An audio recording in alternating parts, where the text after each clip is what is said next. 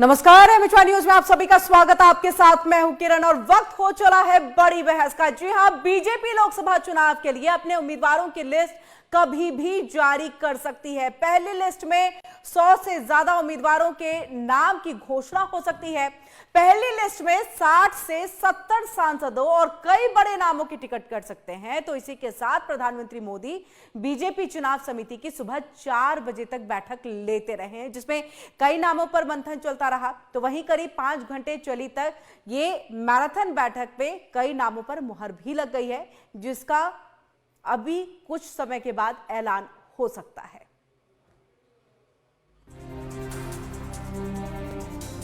– 2024 लोकसभा चुनाव को लेकर के बीजेपी एक्शन मोड में आ गई है। प्रधानमंत्री मोदी ने देर रात 4 बजे तक बीजेपी चुनाव समिति की बैठक ली और बैठक में बीजेपी ने अपने 100 उम्मीदवारों के नाम लगभग फाइनल कर दिए हैं। गुरुवार देर रात तक चली केंद्रीय चुनाव समिति की बैठक में पहली सूची पर मंथन हुआ, तो वहीं हाई प्रोफाइल उम्मीदवारों के नाम फाइनल हो चुके हैं।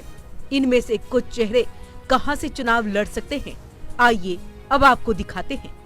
इन हाई प्रोफाइल उम्मीदवारों के नाम फाइनल हो चुके हैं। प्रधानमंत्री मोदी वाराणसी, राजनाथ सिंह लखनऊ, अमित शाह गांधीनगर, नितिन गडकरी नागपुर, पीयूष गोयल मुंबई उत्तर, स्मृति ईरानी अमेठी, अनुराग ठाकुर हमीरपुर, ज्योतिरादित्य सिंधिया मध्य प्रदेश के ग्वालियर या गुना शिवपुरी से, शिवराज सिंह चौहान विदिशा, संबित पात्रा को ओडिशा की पूरी सीट, हरियाणा के भिवानी से भूपेंद्र यादव, आसाम डिब्रूगढ़ से सर्वदानंद सोनोवाल, राजौरी अनंतनाग से रविंद्र रैना, कोटा से ओम बिरला और नॉर्थ ईस्ट दिल्ली से मनोज तिवारी। पश्चिमी दिल्ली से प्रवेश वर्मा को टिकट मिल सकते हैं। बीजेपी की केंद्रीय चुनाव समिति की बैठक में उन कमजोर सीटों पर भी फोकस किया गया है जो बीजेपी ने 2019 लोकसभा चुनाव में हारी या कम अंतर से जीती थी।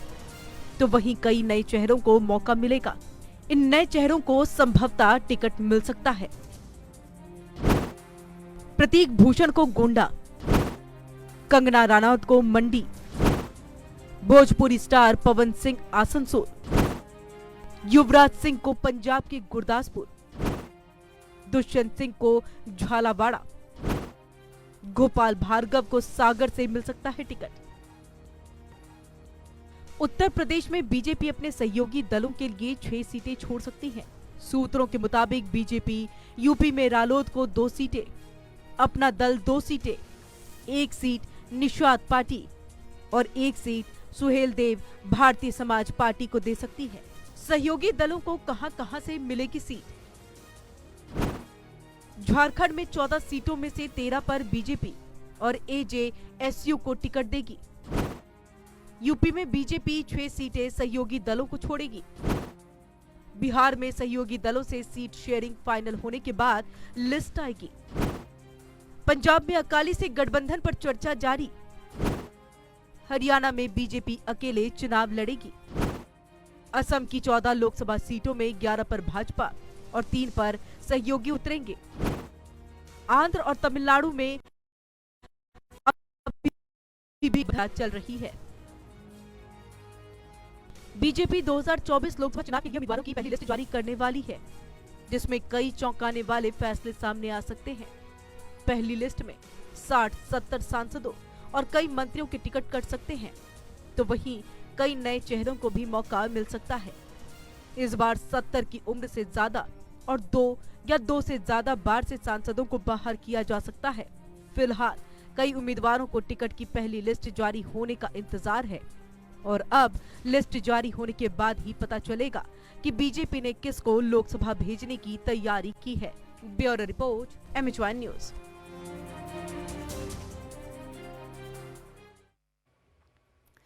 तो जहां मिली थी हार वहीं होगा पहला वार, और इसी रणनीति के साथ बीजेपी ने कल 5 से 6 घंटे तक मैराथन बैठक की है, जिसमें पहली लिस्ट को लेकर के चर्चा की गई है। आपको बता दें कि पहली लिस्ट में 100 से ज्यादा उम्मीदवारों के नामों की घोषणा हो सकती है।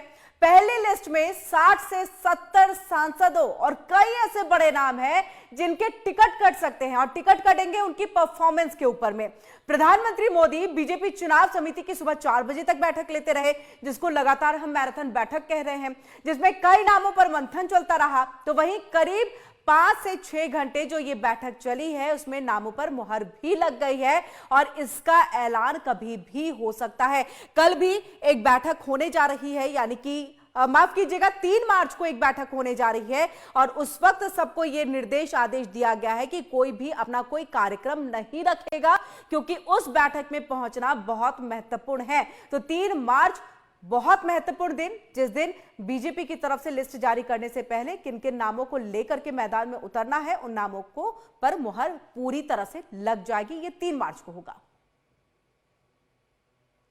और हमारे साथ यहाँ पर 2 मेहमान जो है वो जुड़ चुके हैं। नेहा धवन है बीजेपी की तरफ से, वो हमारे साथ जुड़ चुकी हैं। तो वहीं हमारे साथ जोगिंदर मोर है कांग्रेस की तरफ से, वो भी हमारे साथ यहाँ पर जुड़ चुके हैं। और आप दोनों का ही बहुत बहुत स्वागत है हमारे इस विशेष चर्चा और बड़ी बहस में। सबसे पहले आपके पास नेहा जी हम आएंगे, और आप ही से, क्योंकि एक तरह से मैराथन बैठक चली, 5 से 6 घंटे की ये बैठक कम नहीं है। सुबह 4 बजे तक बैठकों का होना, वैसे कहा तो जाता है कि प्रधानमंत्री जब भी किसी काम में लगते हैं तो वो समय नहीं देखते, और वही हमें यहाँ देखने को मिला भी है। आपसे इस बात को कि क्या ये रणनीति लेकर के बीजेपी चल रही है कि जहां मिली थी हार वहीं होगा पहला वार?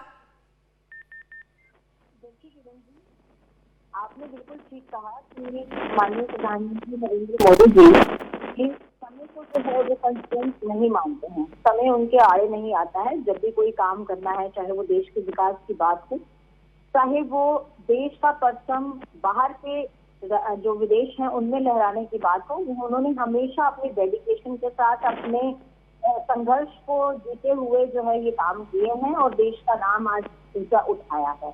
देश की जनता से सभी वादे जो उन्होंने किए थे उसको पूरा करने का भरपूर प्रयास भी किया है, और उसमें वो सफल भी हुए हैं।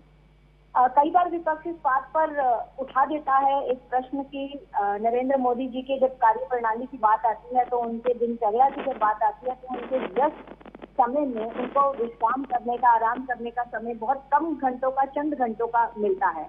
तो इस पर विपक्ष जो है कई बार अभ्यास भी करते हैं, मजाक भी उड़ाते हैं। लेकिन आज मुझे लगता है कि आप सबके माध्यम से ये बात बिल्कुल क्लियर हो गई कि माननीय प्रधानमंत्री जी पूरी डेडिकेशन के साथ इस देश के विकास के लिए लगे हुए हैं, और उनके आगे समय सीमा भी नहीं है।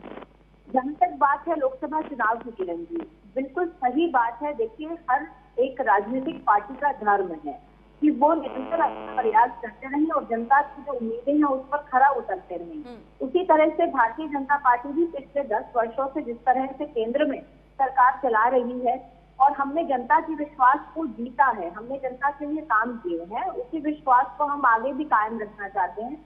और जो भी जनता की जो उम्मीदें हैं हमसे, उसको जानते हुए हम अगली जो पारी है, हमारी तीसरी पारी है, उसके लिए भी तैयार हैं।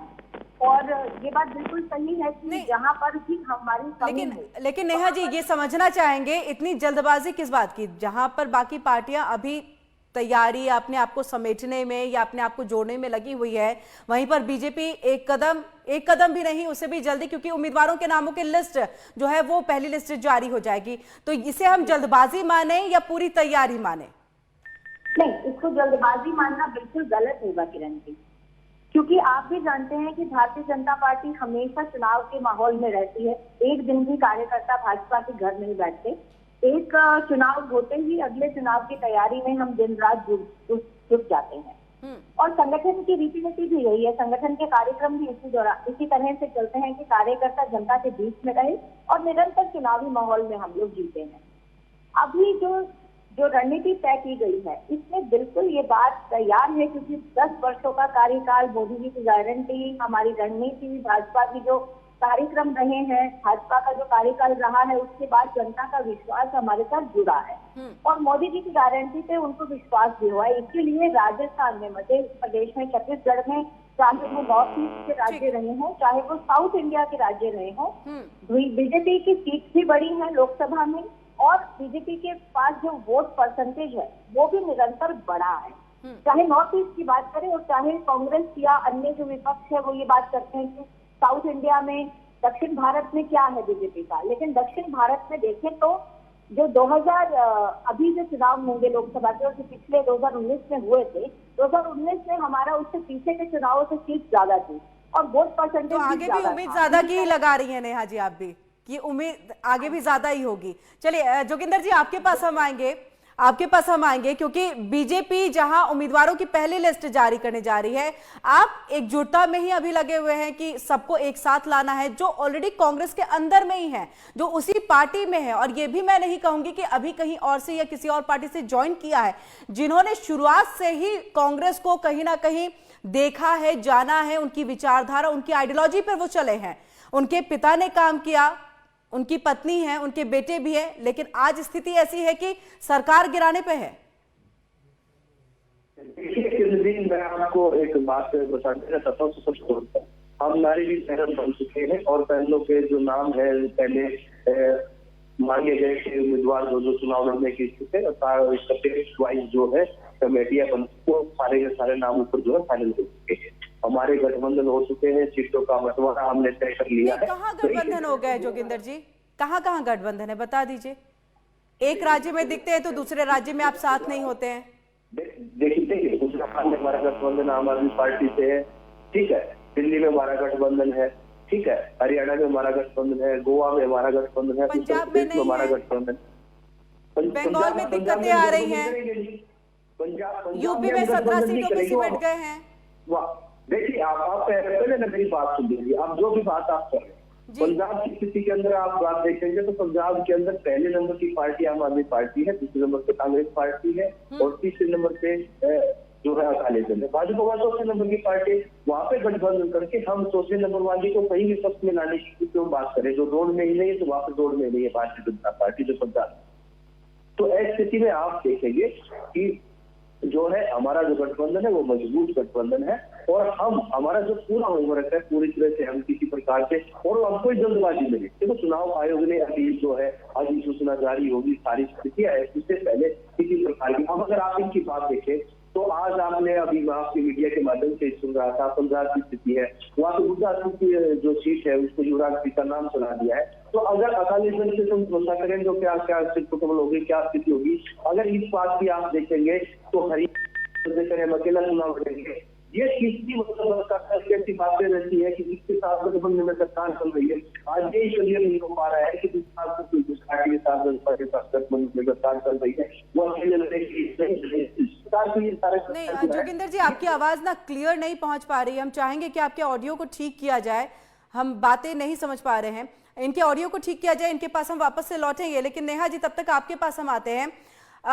हर जगह जो बात चलती है ऑपरेशन लोटस की, चाहे अभी हम हिमाचल की भी बात क्यों ना कर ले कि ऑपरेशन लोटस बीजेपी करना चाहती है और यही करके वो विधायकों को या हॉर्स ट्रेडिंग करके अपने पाले में लेती है, जिससे सरकार गिरती है और फिर खुद की सत्ता में चले आते हैं। तो इस तरह के तमाम आरोप लगते रहे हैं विपक्ष की तरफ से। देखिए किरण जी, ऑपरेशन लोटस का नाम जो है वो विपक्ष ने दिया होगा या मीडिया से कहीं जनरेट हुआ होगा, लेकिन मेरा ये मानना है कि ऑपरेशन लोटस ऐसा कोई भी plan strategy Bharatiya Janata party की नहीं रहती। और जहां पर भी चुनाव लड़ा जाता है, चुनाव के कुछ रूल एंड रेगुलेशंस होते हैं। हर पार्टी चाहती है कि वो निष्पक्षता से चुनाव लड़ी है तो उस राज्य में अपनी सरकार भी कायम करे, अपनी सरकार भी बनाए, और वो भरपूर प्रयास करती है। और ये प्रयास अगर विपक्ष कर सकता है, अन्य पार्टियां कर सकती हैं, तो भारतीय जनता पार्टी को भी अधिकार है, जबकि हम दायरे में रहकर जो हमारे संविधान के अकॉर्डिंग है उसमें रहकर हम अपना काम करते हैं। दूसरी बात, हमारा कोई ऑपरेशन लोटस नहीं है, लेकिन हमारा एक ऑपरेशन जरूर है, वो है ज्ञान, GYAN। जी से है गरीबी, गरीब लोग, Y से युवा, और ए से जिनको अन्न मिलना भी मुश्किल है, और जो हमारे एन है, ये हमारा फॉर्मूला है ज्ञान। क्योंकि आप भी जानते हैं, माननीय प्रधानमंत्री जी ने एक बात कही कि यहाँ पर जो है वर्ग नहीं है, जाति नहीं है। मैं तो इसे मानता हूँ कि महिला, गरीब और युवा, जो ये लोग हैं, इनको मैं सही मायने और जाति में निर्धारित करता हूँ, इनको मानता हूँ। और जो आज पिछले 10 वर्षों से जो माननीय नरेंद्र मोदी जी की जो भी सरकार हमने चलाई, और हमारे हरियाणा में माननीय मनोहर लाल खट्टर जी के नेतृत्व में जो सरकार चली है, हमारी यही हमेशा प्रयास रहा कि हमारे देश का, हमारे प्रदेश का जो भी सबसे गरीब व्यक्ति है, अंत्योदय की भावना के साथ लाइन में खड़े हुए अंतिम व्यक्ति तक विकास की धारा पहुंचनी चाहिए। और जो पीछे छूटे लोग हैं, दबे कुचले लोग हैं, ठीक है। तो नेहा जी, इसी के तहत जो है आप लोग काम कर रहे हैं, और इसी के तहत जो है लोकसभा चुनाव जीतने का दावा भी आप कर रहे हैं। सवाल एक ये भी खड़ा है कि कई बड़े ऐसे मंत्री हैं और नेता भी हैं जिनके टिकट जो है वो कट सकते हैं, जो अभी हैं अपनी सीट पर, उनके भी टिकट कट सकते हैं। पीछे आपसे जानूंगी कि क्या परफॉर्मेंस है, क्या वजह है, क्या कोई नाराजगी है। लेकिन उससे पहले मैं जोगिंदर जी के पास चलूंगी, क्योंकि उनकी आवाज नहीं आ रही थी, वो अपनी बातें नहीं रख पाए।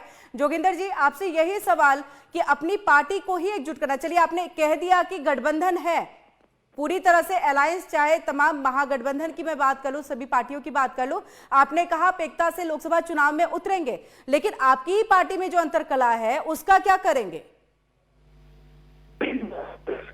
कोई सर्कल नहीं है। अब आप देखिए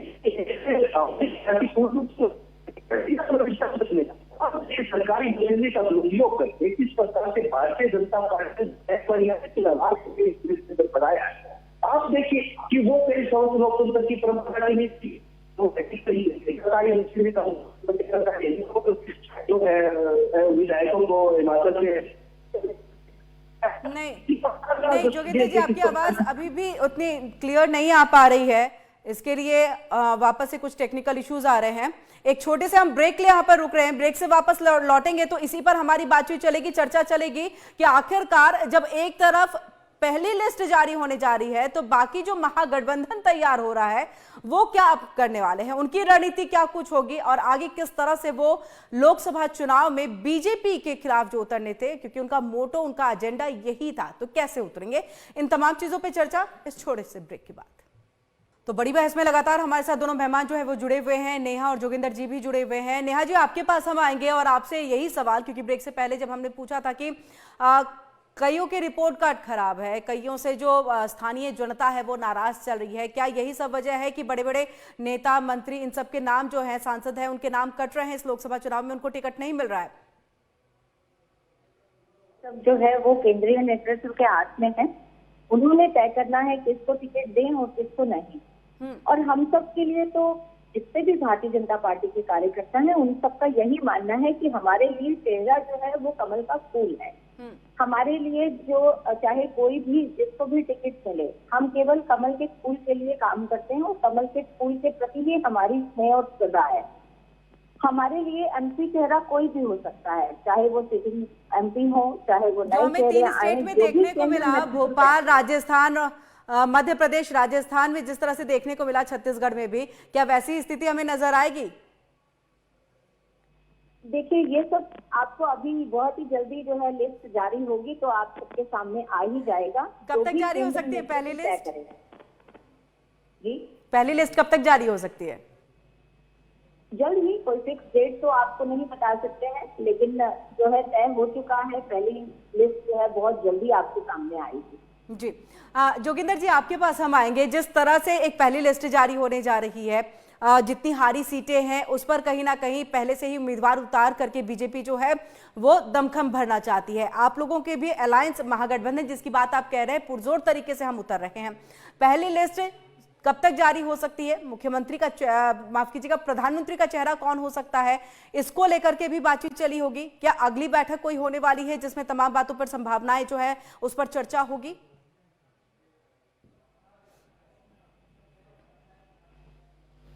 हेलो जी, मेरी आवाज आ रही है जोगिंदर जी।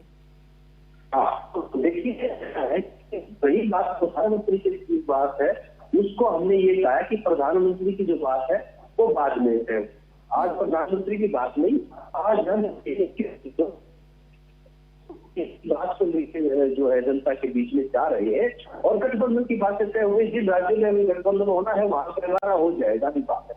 अभी सूचना जारी होगी किस देश के कितने हिस्सों में कितने शहरों में चुनाव होगा, से जो है रणनीति तो।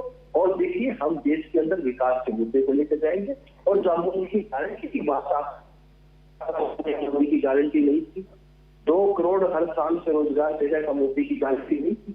कहाँ गई है गारंटी? अग्निवीर जैसी